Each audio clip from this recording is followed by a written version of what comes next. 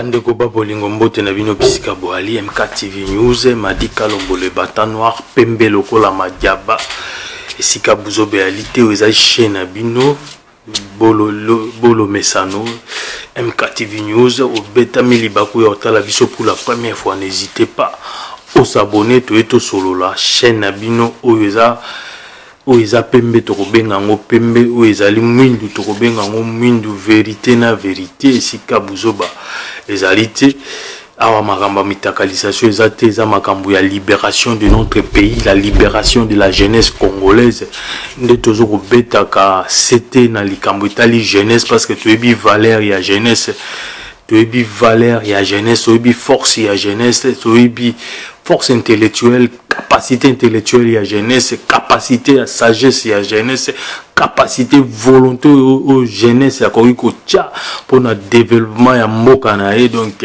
toyebi yango toko beta toko loba likambo ya jeunesse tozana pour nous faire réveiller la jeunesse congolaise et bana ko se prendre charge et bana ko conscience et bana ko conscience et bana ko luka na ba moyen nyonso o bakoki ko sala pona ko contribuer na développement ya mboka po bazala sujet ya contribution ya développement ya mboka. Toyebi ke mboka na biso wana tozana etate bazopesa biso ba 1000 raisons, bapesi biso ba 1000 raisons oyo toki koloba lelo to confirmer que non, notre pays eza état eza na kati ya mboka na biso te, eza pays de je m'en fous cité sans drapeau oyo ba dirigeant nyonso baleka na mboka wana basala makambo na ndenge na bango oyo pe ya lelo baosala makambo na ndenge na bango parce que état eza te ntango mboka eza na état te ba conséquence bomona jeunesse eza abandonné, bokomona voire même bana miki baza abandonné babiloko kwa banzela ezalite ba courant babiloko moko na 2021 eza babiloko moko eza censé oyo mutu akozanga esu te, mutu akoza esu na difficulté na ote, mutu akolela lisusu te. Mais na mboka na biso Congo to olela yango courant na mboka oyo ezo produit ba électricité ezo kabola électricité na ba pays mosusu ba pays voisins ya Afrique. Mais na mboka na yango moko courant ya alite na mboka na ngo bat ba vivre na biso mo na Congo bat ba vivre na courant ya délestage côté musuku tu courant ya la raté mai toi na fleuve Congo mais toi na mai te toi na soki 55 plus de 55 rivières na ville à Kinshasa au lelo ba ko transformer ngo ba pesi ba eau potable na population na bango mais to koka toza la mai te eza po tozangi bato ya maele ou bien po toza na ba politicien toza na manque ya volonté ya ba politicien parce que so tobi tozangi bato ya maele wana ya lukuta bato ya maele baali ba scientiste baali ou ba koza ta ba maya makelela na ba transformer on en eau potable bato nyonso ba vanda ba kota ba Jamaïque na ba mela mayo wana ba maya kalamu to wana ba scientiste ba ko transformer maya kalamu na eau potable et on mondela okamo soka ye na Kongo na Kinwana amoni maya kalamu amoni maya njili mais autant la population souffre pour na maya obike mundela okamo mais c'est impossible bwana maya kalamu bwana maya njili bwana maya makele ba rivière nyonso même mike to zaka na ngwana batu nyonso bavanda ka tututu ya ba rivière wana ba kozanga mai te mais ba ozanga mai ndela o comprendre ta okamo toi na mboka moko moye takataka mais tozanga courant parce que toi tozo koka même pas gouvernement na biso ba politicien na biso ba koka même pas kozo conscience que non to cha finance na maboko ya jeunesse pour jeunesse ala ki sa capacité jeunesse ala ki sa biso de quoi elle est capable pour nous développer mboka bango ba politicien ba okanza bango ne ba kotonga mboka ba okanza bango ne ba ko développer mboka bango te parce que ceux qui zalaki bango ne si ba développer mboka na ta par partir à MPR il est développer mboka te tongi mboka te oye tongi mboka te musuzoni FFC ko tongi mboka te la mu tongi te IDPS nene moko parce que ça manque à volonté politique ba on ngotia finance te ba mekabiso jeunesse to ba tala soki jeunesse wana eza na bato maele te ba ko transformer ba rivière wana na eau potable ba tia finance ba tala soki jeunesse wana ko transformer mo na énergie te ba panneau ba système panneau solaire yo kasi ba technicien ba ate ba ali ba ko sa biloko wana mais tant ba na ba projet pour ba tsambongo gouvernement msambongo gouvernement ako ka projet asundoli bango atiki parce que ba politicien ba otala ka bango bazwa mbongo bango na ba famille na bango ba otala même pas mboka quand on ba to na état nous sommes des torture ba politicien ba torturer biso un groupe de gens ba moko ya mike ba torturer population mobimba bango ka nde ba kanga mbongo bango ka nde bazwa ba millions ba billions ba milliards ba millions ba billiards o bazwa ezo la tepo na intérêt mboka bazwa ngona mboka na biso mais ba osalela ngote musala ya mboka bazwa yango po basala makambo na bango ya famille na bango. Jeunesse, la jeunesse, il faut être élément. Jeunesse, il faut avoir conscience. Jeunesse, il faut avoir courage. Jeunesse, il faut avoir la liberté d'expression. Aloba tambola bima. Ça la déclaration. Abima, ça la démonstration. Alors ça qui non trop c'est trop on continue à vivre le beau. Ba maele o biso to anango. Ba maele o za kata ba congolais. Ils ont exploité. Pourquoi ils ont exploité? Il faut tout le temps. Pourquoi? On a des bons techniciens, on a des bons scientistes, mais on a des maïs, on a des courants, on a des quand est-ce que les jeunesse sont bien habillés, droit na biso polo bito contribuer. Jeunesse, il faut contribuer au développement. To bomo ba politicien na ba ozo nyoso ka ko mboka epesa bango na ko bandelo lo bango ne ba ozo ka nyoso mboka epesa bango nyoso mais bango ba opesa mboka eloko te soko tali bango ba futa même pas taxe mais ba opesa mboka eloko te ba otonga mboka te ba osala te ke mboka développer baza na juste pour na intérêt na bango bolandi makambo ya ba to funga ma parenthèse na mambo tali ba carte visa wana. La carte visa, voilà. Surtout que les États exatés. Mboka est incontrôlé. Personne ne contrôle personne. Mboka est un pays de je m'en fous, cité sans drapeau. Donc, quand il y a concentration, et si il y a bateau, on va la population, on va torturer la population, on va torturer la jeunesse, on va torturer, voire même la RDC, les politiciens, on va torturer les gens. On va sur carte visa. Et c'est juste pour la fonction, donc on a une fonction. Bon. Il y a ministre égoïste, mais ça est égoïste. Ça est égoïste, ça peut être voire même de naissance. Ce sont des gens au bazar un manque de conscience. Que Cartuana, il y a visa la PCNGA, et ça, tant on a une fonction. Maintenant, je ne suis pas en fonction. Normalement, un homme conscient, un homme sérieux, responsable à Rosoir Cartuana, Taba Sengyo, l'État Sengyo, à Rosongisa. Mais, parce que toi, l'État, l'État est contrôlé, et ça, qui va profiter, na fonction de la Zuba jusqu'à présent, va saisir. Bazan nango ba osa nango. Ba osa les ba utiliser ba zo pesa famille na ba ba sa les mais entre-temps la population souffre. Entre-temps mboka ezo kotonga mate. Entre-temps ba osa mboka ezo na difficulté otonga ta 1 mètre en zela, à 1 kilomètre en zela. C'est quoi ça? Mais bango ba la ba carte eza lié na trésor public ba bimisa ba valeur ba 50 000 $. C'est quoi ça? Ah toi kana poto to alaka. Soko boti mwana na poto. Zaka na cadre parenthèse na biso soko boti mwana na poto. Po bazo mwana na ba enregistrer mwana yo boti na poto. Ba enregistrer banda kozwa mbongo gouvernement banda ko pesa ezwa katan. Bolanda nga bien ezwa katan ezaka te ka bota mille lolo bi bando fute. Ezwa tan 3 semaines à 1 mois. Pour moi na kota pour moi na yo boti akota na process ba banda ko futa mbongo.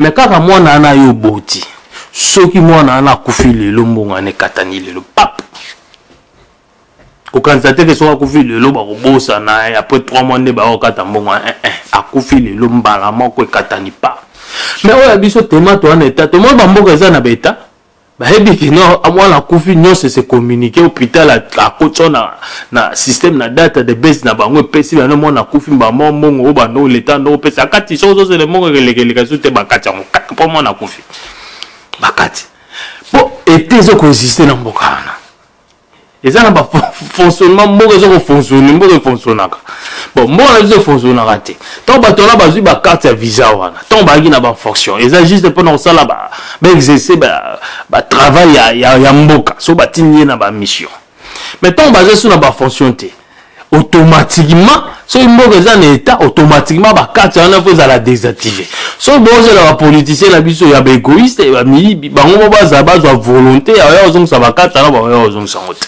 ba vana ba carte wana baza en fonction de me vendre la carte wana l'état même azoko kapé même pas ko désactiver ba biloko wana automatiquement que bon muto aza sous ministre était azawa za bo monde ka système na mo ka na carte wana bo désactiver automatiquement donc mboka moko eza nango na loi te mboka eza na loi te mboka eza na loi te ce qui mboka eza na loi c'est que la loi ne se fait pas respecter parce que tous en état te o tous en eza quand il y a constatation eza ba groupe ba moko ba profiter na benga ba profiter ba yana pour un temps et tout nanga eza kwa lipate la liayo lelo lipate na yedo a sepela lelo tour na bango bazui tour na ba olikelemba tour na bango ole za kwa mboka ne za kwa olikelemba donc soki bozui pouvoir bino ne likelemba comme il y a qui tour na bino ya olia likelemba ba olia likelemba papa ti ba olonga wake mboka zo zinda kaka ba otongate ba osa eloko te parce que mboka ne za ba politiser ba sala ma kelemba na yedo zo go comprendre no ba za kwa likelemba donc ça on va continuer pour faire ça tout na bango olia ba bandi golia ba occuper population te si comprendre ko stopper ba biloko wana yango itité na biso mamtolo bela la bino jeunesse congolaise boyo ga biso pona ko stopper ba biloko wana pona ko stopper kolongola fotala mutoko sa bino te omoni mentalité ya mabeza pas ba politicien la population ne fait que suivre les mitou eza ba politicien ba mibi ya ba politicien jou ba politicien ba otira ko yiba les petits peuples aussi ils vont arrêter ya ko voler tant que yoza likolo ko yiba secrétaire no ko yiba pe o mususu ana sous ya secrétaire ko yiba ezo kita tina ba gwise pe ba ko yiba parce que yo mto likolo ko yiba donc yango ça que moi mboka etonga me ate moi mboka kende liboso ezate parce que bato likolo ba mibi to na mibi likolo yango to la msa population pouvoir tant ba ke no eza république démocratique du Congo hein obino bongolo ba démocratique wana démocratie c'est quoi Bobi définition c'est pouvoir du peuple par le peuple. Donc pouvoir est à la population. Population bino moche batouana, un groupe d'individus là, bino mo pese ba pouvoir. Tout comme bino mo pese ba pouvoir, tout comme bino pe boana pouvoir, il y a quoi arracher ba pouvoir wana. Mais ce qui est grave, la population congolaise, les Kinois, surtout les Kinois, tout le monde na Kinois parce que le pouvoir central se réside na ville à Kinshasa, la capitale. Donc, jour capitale est basculer. On a vu à Goma. Goma essayé de Goma faire basculer les choses, mais parce que Bazana centrale, parce que Bazana capitale, ça a été difficile. Le long on n'en parle plus. Flatter Bango Babi, to Tchelbin état de droit et par d'état de siège. Tinel bomba soda et ça les maîtriser la population ya Kivu Kivu c'est zuma calme par rapport ndenge bandagi déjà démarche na bango ya révolution ya démonstration de bandagi déjà ba biloko na bango wana mais soka na capitale ne zoaki soka na Kinshasa ne zoaki ba biloko ne bandagi moto wana parce que le pouvoir en place na Kinshasa ndebo ngebo mona la perte de politiciens. On doit être rigoureux. La population qui la population congolaise faut la rigueur. Il la rigueur, il la violence. Faut la rigueur. Et puis il faut la sabatona que non Nous sommes des populations intelligentes. Alors vous, ceux qui croient que vous, donc, les politiciens, croient que la population quinoise ou la population congolaise, et la population, il y a des idiots, ils se trompent. Il faut savoir que Bazar s'est trompé. Bazar s'est trompé que nous, la population congolaise, ne sommes pas des idiots. Mais ceux qui vont vendre, n'importe quoi. Ils même pas que ton andela ya 1 kilomètre. Banda misala aussi là. Te mamnya so dongi. Eza kwa ba sa ba jama yoto. O ba lia na munoko doko. Donc mamnya so zaka dongi.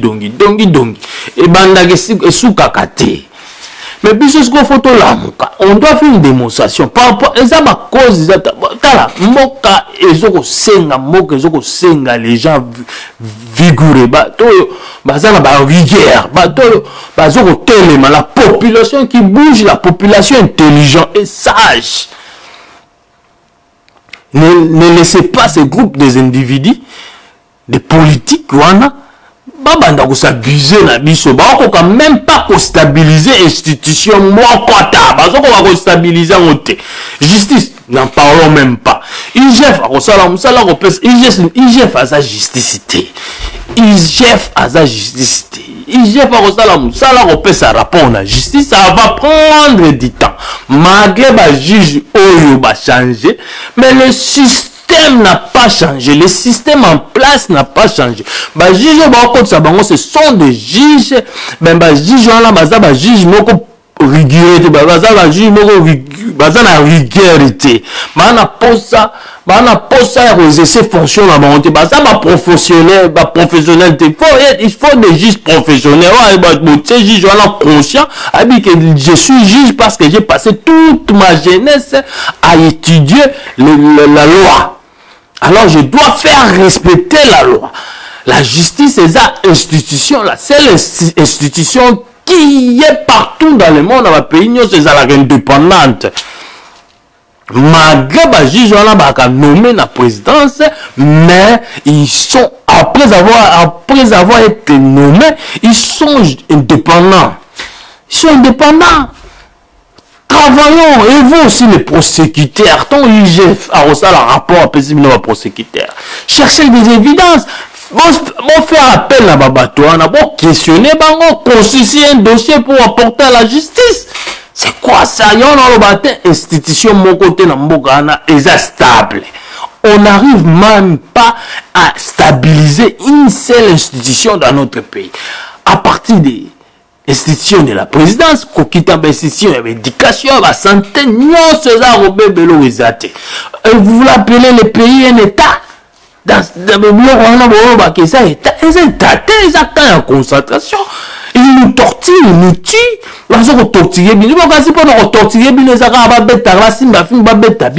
moralement, ils vous torturent physiquement aussi.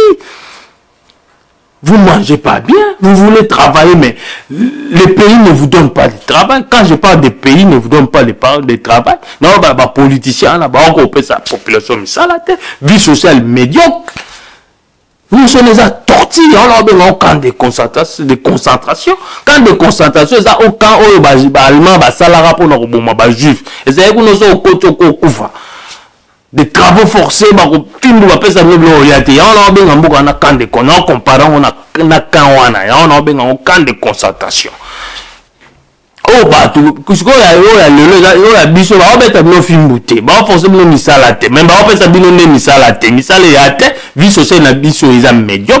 moralement, vous êtes torturé. Ça, c'est la torture. Moralement, ils ont torturé. La jeunesse est torturée, la jeunesse est abandonnée. Le peuple quinois, le peuple congolais, réveillez-nous. Réveillons-nous. Réveillez-vous. Réveillez-vous. Vaut mieux vivre un jour comme un lion que 99 jours comme un mouton. J'ai fait appel à la population congolaise de vivre un jour comme un lion.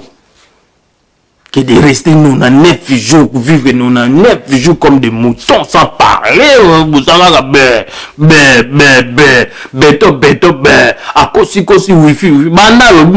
est-ce que vous avez vu des travails de wifi commencer? Mais l'université, de n'importe quoi. Il faut vous nourrir, il faut vous réveiller. Pour ça, la démonstration, mes frères et sœurs. Vous attendez quoi? Les mamans aussi, il faut motiver les enfants. La liberté. Vous bozar la posa bana bakola. Boboti moi la kusungayo. Mais kusungo na mboka o wapi. Na mboka musale ati. Alors ça la neni pas sunga maman na. Et motivez vos enfants. Ça bana volonté. Réveillez les enfants. Réveillez vos enfants. Il faut combattre, il faut faire quelque chose pour libérer ces pays. Na ba mère ba escroc, na mère ba escroc, toi na bango soi-disant ba politicien. Tous autres la tête au bengala. On doit faire de façon que tout laver bango mémoire. Tout l'amsa bango parce que bazan a manque de conscience. Ils sont dans l'inconscience. Il faut tout l'amsa bango ba comment ba conscient parce que bazan ba inconscient, ba inconscient de conscience. Des incirconcis de cœur et des oreilles, les politiciens. Baza ba incirconcis de cœur et des oreilles. Il faut tout l'amsabango. Tout l'amsabango pour abandonner la maman na ba démonstration. Ba maman na ba démonstration. Le temps abandonner la manifestation la manifestation la rigueur de la population quinoise de la population congolaise en général. Mais au moment là qui va comme à partir ils vont commencer ba conscient. Et attention, la population va se réveiller. Il y aura aussi des politiciens, tout le monde a un poteau à Bassala à droite. Pourquoi? Mais tout c'est. Là, on est sur la salle à droite. Mais au moins, 85% d'ambassades à droite. C'est pourquoi? C'est parce que la population se réveille. La population, la population est tellement la population est bien droit. Ceux qui sont libérés, bimina balabala, réclamer droit. Ils savent ça. Il y a un moment où les politiciens, il y a la population. Ils savent, ils force la population. Ils force la population, ils force l'économie, ils force la population, et qu'on contribue au développement, à la construction d'un pays. Ils force la jeunesse. Et nous ne savons pas, les dirigeants de notre pays, ils forcent la jeunesse, ils forcent la population. Pour l'abandon des populations, à la tête, la groupe à politiciens. Et nous, les Congolais, la population congolaise, nous passons que ces gens-là, exemple,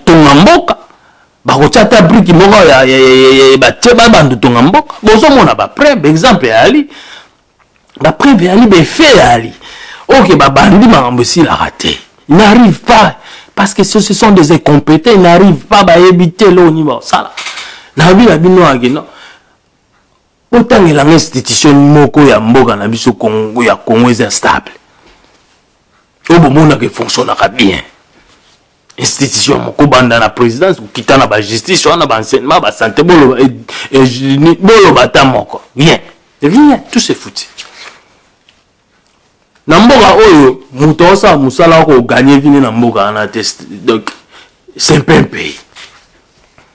C'est pas un pays. Mboko surtout tant on t'a la richesse mboko eza nango. Apporter la population. Posons-nous la question, à qui profitent ces richesses? Peuple congolais, je vous appelle à vivre un jour comme un lion. Et de rester vivre 99 jours comme des moutons. Vous élatez comme trop tard. Réveillez-vous. Esclavage wana ba kangibino ya esprit wana. Na ebite kaka unga na za kinwa, ngala kinwa biso kinwa to sakana te kaya maloba. Kaya maloba. Kinwa ya conscience azate. Kino ya action ezate kino kanga na kino ozotakana nanga na kino kana maloba kino ya conscient to ana posa ba kino conscient to ana posa ba kino ya vigoureux rigueur ba combattant ba guerrier o ba bike ba moneza mabe ba lobe ya mabe ba bimina balabala ba lakisi que non ba lakisi kana na bango et pas ba politicien lobby ba politicien ba changer c'est ce que nous voulons déjà ba kino ya bongo. Kaya kinwa matenga na kinwa zotande no babila wana ula kinwa te nga ya te ya ondi mateki groupe moko ya bato ba manipuler rende ba manipuler groupe moko bato ba ibaka bambongo na bango ba 1 million ba zwa ba carte na bango ba ibaka ba utiliser ba carte na ba carte visa ba utiliser rango ba zwa mbongo ya trésor public mbongo na yo bango ba zwa rango nga danger nga courage moni nga yu boza ba yuma ba sala na bino bo fungola miso bo la sabiso ke bo ba yuma te ya to fungola bino bo telema kana munoko te mamongo bele ba twana ba yiba bino parce que ba yibi que la population kinoise ba yuma so na beta mini sete likamba na population kinoise nkande me atu loba pouvoir central les awana bango ne fo ba banda ko déclencher le feu kuna yango to ngana bino population kinoise bo se réveiller. Il faut tout ça la droiture. Il faut tout sentir que Mboka est comme un État. Bolanda la biloko wana te bolanda o fati de akosala eloko te yepe akoti kaka nde na bili kelemba yepe tout na oli ali kelembe koki tout na oli ali kelembe koki. Il faut tout casser système moi dans la bi a changer ma nyonso a changer ba juge a sali bo a sali ni mais a changer système ita système ezaka ya wana système ezaka ya wana ba juge bakangaka bato o balobi na bango baka mais o bazana ba évidence o bakakanga te basambisaka o ka batindi ba bo sambisa donc système ezaka ya wana ya wana ba roni bozo changer kaka ni couleur ya kombi mais bato na kati ka ya wana système ka ya wana système ya wana système ya ga on changer système différence ni za baza ba na ba système d'influence ba ngi ba balo bana bangote et salama système et salama na era Mobutu et ça na era ya Kabila et yo pour ça na era bango système wa ya ngwana kaka donc to changer ka bato mais le système ka ya ngo système auto ke na ngo za ka ya ngwana ya vol ya égoïsme ya bato mo ba inconscient ba politicien mo ba lingi mo na bangote ba politicien mo ba lingi ko tonga mboka te ba politicien ba ki para population te ba politicien bazo lukano stabiliser même une institution en boka bazo kokate ba politicien moko donc il s'en fout politicien donc on un pays de je m'en fous yango pouvoir les ma boka population mboka na fo e banda otongama eza population tala eza ma boka population o banda sambela du 1er au 30 la beauté Dieu fait grâce à celui qui veut quand il veut mais il faut savoir un secret dans la vie. Secret de la réussite, c'est du travail, c'est l'action. Il faut vivre dans les réalités, dans les réalisations. On les a secrets, il y a réussi ta vie. Oui, Dieu bénit. La grâce et la bénédiction, c'est des choses différentes, des choses différentes. La grâce, ça c'est la grâce. Dieu nous a besoin de grâce. Après ça, tu as la grâce devant Dieu, tu auras aussi la grâce devant les hommes. La bénédiction, et où tu as reparti à misalo yozokosala. Ozoko vivre dans la réalité, aux réalisateurs, plus réalisateurs. Mais ce que betika ma bolongo na yo. Tant on me dit pourquoi je vous assure, si tu n'as pas la grâce de Dieu et que tu oses penser que na ko beta na ko indisa ma bolongo no na c'est que tu auras la bénédiction sans travailler, rester à la maison, prier matin, midi, soir. En croyant que Nzamba qui dit ça va miel les bimi qui dit pour être on a mais c'est va servir ba ange va servir au lieu aux autres ressemble là tu olemba. Mais si tu accompagnes ta prière avec des réalisations, avec des travails, nous on appelle si Nzamba yo tchalo boko na parce que mon sala. Dieu n'est pas un fainéant et il n'aime pas des fainéants. Croyez-moi. Dieu n'est pas un fainéant, il n'aime pas des fainéants.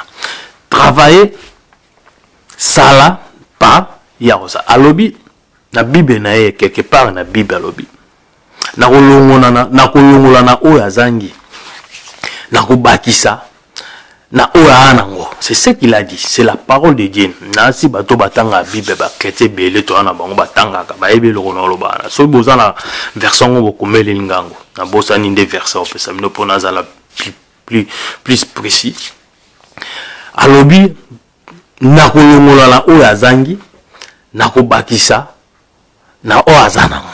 Comprenez maintenant ces versets. Donc tant que vous en avez te ozozela nzamba baki apesa yo yazo kolongola nde tant que vous en avez te ya kolongola mais soko komi kozala nango c'est-à-dire azo akonga yo banda koluko koma kozala nango po ya banda yo kobakisa simple net. Donc soki biso population congolaise beta mabolongo na biso na se Nzambe libérer les pays Bamsoukou baloba nzamba bénir pe nzamba sapambola pe parce qu'on a tout. Nous sommes enviés partout. Raison pour laquelle toi on a bien aimé belé. Il y a bambo comme ça comme bien aimé juste pour rien. Parce que nzamba déjà pambola mboka. La libération de ces pays, la libération dans le sens que la population est libre, même les dirigeants ne sont pas à la libre, à vraiment plus dépendant de commandement. Ça va venir, cette libération viendra de la population congolaise en soi-même, la population a conscience, tout bandit que ça n'a pas, premier pas, deuxième pas. Nzamba oya obakisa siko na ba fort na biso nzamba yeko bakisa et le pays sera libre. Et ça mata fact nde baloba. Et ça bon. O changeant ngote. Aloba nzamba changeant ngote. Yango mona to sambela na obayi dernièrement que non. Kala mingi te nombre d'églises na Kinshasa ekokana na nombre de population. Donc aux alarmants chaque individu, chaque personne na qui na une église na yi. Tous à bon, calamité. Mais au moins, la peut changer tes actes parce que ma église n'a quitté ça. Surtout en Afrique, après Nigeria, tu roses à ta deuxième. Ma église qui me rose à ta deuxième en Afrique. Mais Talamboka na biso ça ne développe pas. Tala Nigeria, Namboka na biso Nigeria peut pas ma église mais ils sont plus réalistes. Bazo sal bazar na ba réalisation. Mboka na mozo ken. Construction banzela mboka za bien barako. Si je ne m'abuse pas. Mais contrairement, nous prions beaucoup. Mais nous ne sommes pas des réalistes. Toi, bah, réaliste, nous ne sommes pas des réalistes. Voilà. C'était une petite vidéo. M'a dit Kalombo le bâton noir au bétami les bako à la biso pour la première fois. N'hésitez pas à s'abonner et me partager la vidéo. T'as les vidéos vraiment. Au partager en haut, on a des réseaux sociaux, les plateformes sur les réseaux sociaux, partager na Facebook, Messenger, TikTok, Viber, Twitter, ce que vous savez que Twitter, bon Twitter, vidéo de qu'on a vu ça là bien, et puis que balingaming biso congolais, congolais tout lingaming vidéo fitilité, ou ils vidéo moko to ça la bino, message to pesa na vidéo, ce qui yolanda biso, ou yo kango zomo nango que y a na valeur, et zoko ça là yo bien, vraiment n'hésitez pas à partager, tout ça la large diffusion et ça là bien, invitez aussi les gens à s'abonner à notre chaîne MKTV News et au ça le moi bien, zamba batela bino, vidéo za koya, ciao ciao, bye bye.